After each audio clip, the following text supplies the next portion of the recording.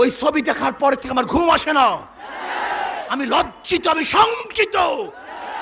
আমাদের যা কিছু আছে তা নিয়ে চাপিয়ে পড়তে হবে, ওদের বিরুদ্ধে আন্দোলন করতে হবে, সংগ্রাম করতে হবে। আমরা লজ্জায় রাস্তায় বের হতে পারি না, লজ্জায় মাথা নত হয়ে গেছে।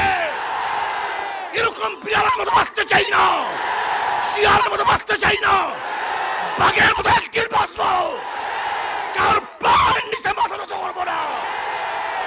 আজকে মুসলমানদের বিরুদ্ধে যে ষড়যন্ত্র চলতেছে, এই সমস্ত ষড়যন্ত্রকে রুখে দিতে হবে। আমাদের দেশের কোনো হিন্দু যারা নাস্তিক হয়, আসলে অরিজিনালি তারা নাস্তিক হয় না, তারা নাস্তিক সাজে। বরং আমাদের নাস্তিক সেজে মুসলমানদেরকে নাস্তিক বানাবার অপকৌশলে তারা লিপ্ত হয়েছে। কাজে এদের ষড়যন্ত্র থেকে আমাদের সবাইকে সতর্ক থাকতে হবে। প্রিয় ভাইয়ারা আমার,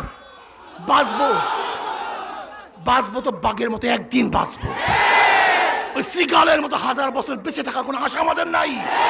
আমরা বাঁচতে চাই না, আমরা মরতে চাই, দেশের মাথা উঁচু করতে চাই, এই স্বাধীনতা রক্ষা করতে চাই, বাংলাদেশের সম্পদকে রক্ষা করতে চাই, এদেশের সমস্ত মানুষের জীবন মালকে এবং তাদের অধিকারকে রক্ষা করতে চাই।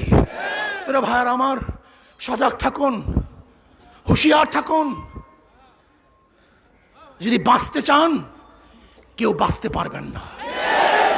যেরকম পিপিলিকা জোয়ার বা পানি আসলে সব একত্রিত হয়ে যায়, ঘুরতে থাকে, একবার নিচে যায় আর একবার উপরে ওঠে।